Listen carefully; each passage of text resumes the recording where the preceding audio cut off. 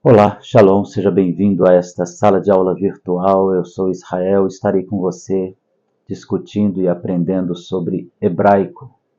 O hebraico, que é uma das línguas mais formidáveis e presentes na religião hebraica e cristã, obviamente. O hebraico é uma língua rica de detalhes. Nós vamos encontrar em cada letra as possibilidades que vão chegar desde uma palavra dita de 21 maneiras diferentes, até um número, até mesmo a um apontamento profético para o futuro. Uma só palavra pode nos levar ao entendimento de pessoas, lugares. Uma só palavra pode nos levar ao tempo e fora do tempo. Olhar para o hebraico é como olhar para uma série de questões e explicações sobrepostas, como se fossem páginas de um livro. Cada vez que olhamos para uma palavra, é como se pudéssemos passar páginas e páginas de um determinado livro, onde aprenderíamos muitas lições sobre a mesma palavra. Isso enriquece sobremodo a língua e enriquece, obviamente, aqueles que aprendem a língua hebraica. A primeira questão aqui em aprender sobre o hebraico é aprender de onde vem, quem falou primeiro, ou quem chegou primeiro com essa notícia do hebraico. A palavra do nosso Deus vai nos dar apenas uma referência sobre a possível origem do nome hebraico.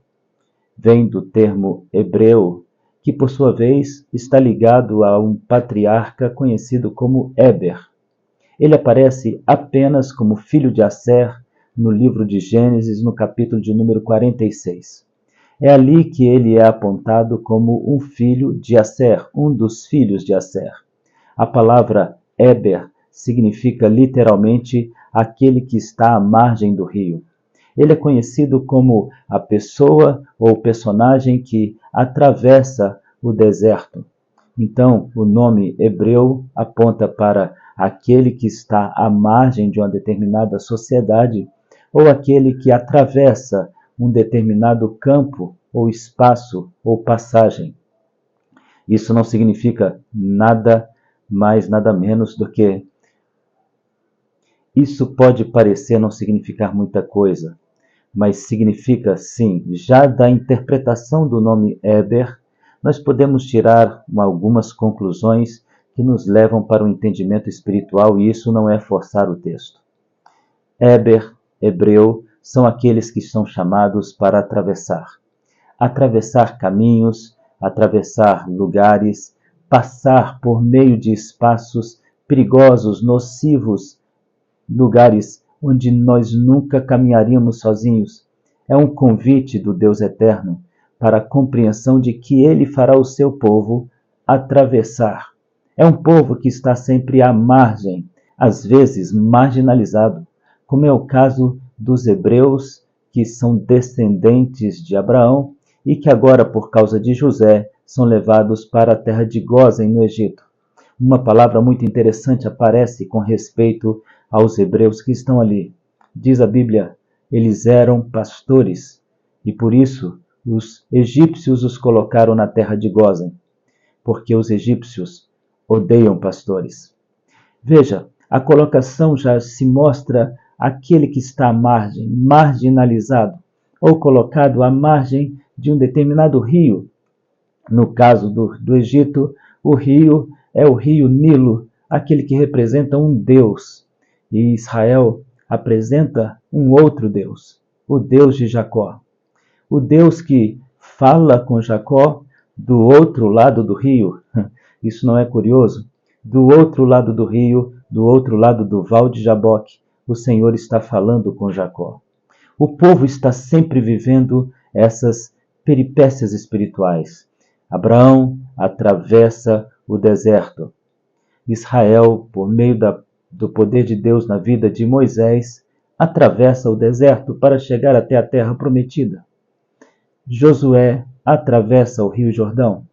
O próprio povo de Israel, em todo o livro de Juízes, atravessam e passam vezes por margens perigosas e por lugares perigosos. O convite do Velho Testamento é que façamos esse mesmo percurso. Atravessemos passemos para o outro lado e não fiquemos no mundo parados, observando e vivendo a vontade do mundo, como diz o livro do Salmo, no Salmo número 1. Não andemos, nem nos assentemos e nem paremos nos caminhos dos pecadores. O nosso objetivo é caminhar, e caminhar para atravessar para o outro lado daquilo que é aparentemente ou não aparentemente pecado. Lembrando que nem sempre o pecado se apresenta como um monstro. O próprio Lúcifer apareceu como um anjo de luz, e ele é a imagem exata do pecado camuflado. Olhando para a palavra de Deus, então, nós vamos encontrar os hebreus como descendentes de Éber. E o personagem que vai herdar essa aliança profética é Abraão. Abraão, que tem também a sua descendência por meio de Isaque, por meio de Jacó, e nós já conhecemos toda a história. O fato é que este povo certamente aprendeu o hebraico, que já era falado na Mesopotâmia, possivelmente até mesmo entre os sírios. Exatamente, os fenícios e os sírios poderiam ter falado a língua conhecida como língua dos cananeus. Talvez essa seja a primeira referência à palavra ou à língua hebraica na boca de pessoas que estavam vivendo ou convivendo com Abraão. Os fenícios e os sírios estão ali convivendo diretamente com os cananeus e aprendendo a língua de Abraão, que agora habita entre os cananeus. Ainda vai levar um bom tempo para que Israel seja chamada terra do povo da promessa, porque isso precisa ainda de um espaço de tempo para o crescimento do povo hebreu, para o avanço do povo hebreu, para o avanço político, geopolítico, para o avanço militar, para o avanço espiritual. Ainda vai levar um tempo para Israel crescer militarmente, espiritualmente e principalmente espiritualmente. O povo do Senhor ainda vai levar uma boa caminhada de tempo e de promessas e também de lutas e adversidades para chegar até aquele momento em que eles vão cumprir a promessa do Senhor. Quando nós chegamos, então, com Abraão, nós já encontramos a promessa caminhando e a língua caminha juntamente com ele. Quando encontramos o povo de Israel no Egito, naturalmente também falam a língua do patriarca Abraão. E quando eles chegam até a promessa, na terra da promessa por meio de Josué, o hebraico é uma língua que vai definir até mesmo a vida de inimigos que serão colocados em xeque quando falam e não falam corretamente a palavra hebraica. E nós agora estamos aqui num desafio para aprendermos o hebraico. O hebraico é uma língua sensacional. Ele possui 22 consoantes, nenhuma vogal. Isso já é um desafio, não é mesmo? 22 consoantes e nenhuma vogal. E as consoantes se desdobram em 31 consoantes. O que significa que nós estaremos lidando com algo bem distante do nosso tempo e cultura. Poderíamos dizer que temos 3 abismos.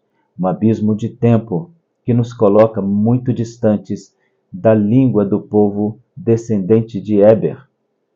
Também nós temos o segundo abismo, o abismo cultural, onde nós precisamos encontrar fatores chamados hebraísmos para que possamos compreender exatamente o que significa, dentro do contexto cultural e épico, aquela palavra.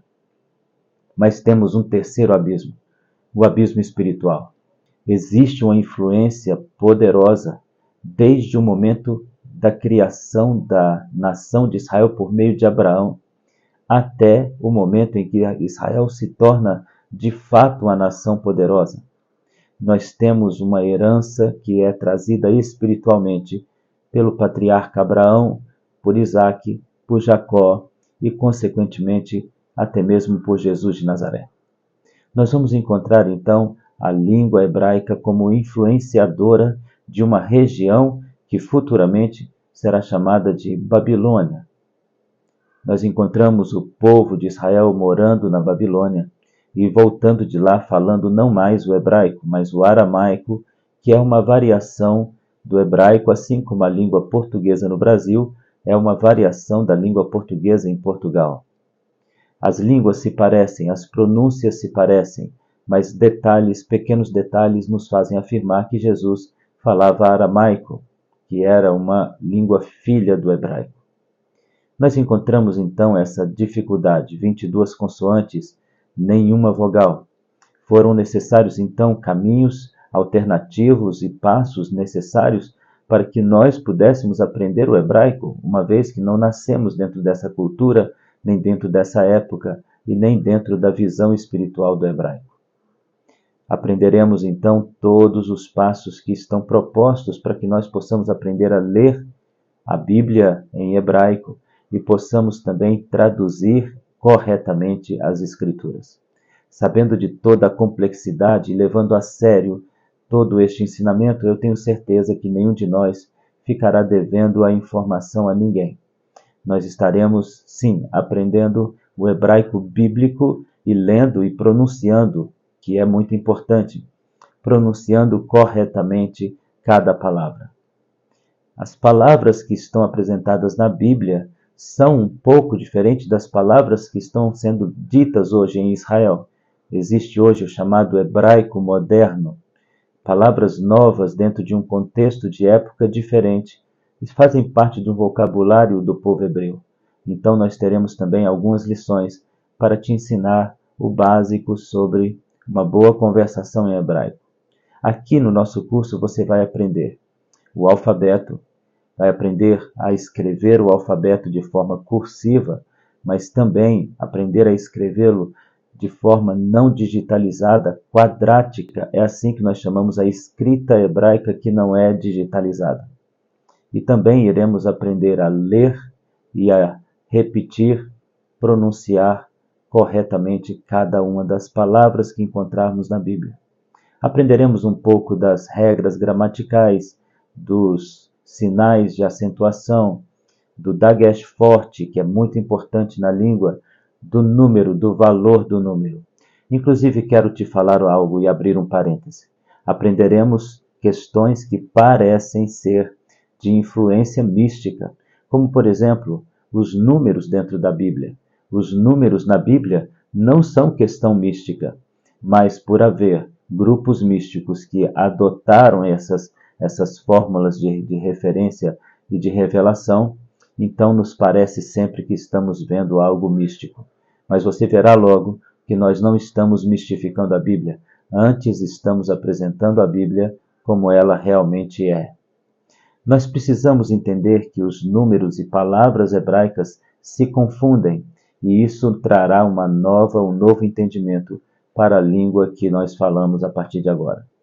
Hoje você estará vendo o hebraico como uma língua muito difícil e complexa e distante de você, mas amanhã você estará certamente lendo e tendo um grande prazer e alegria em aprender o hebraico bíblico.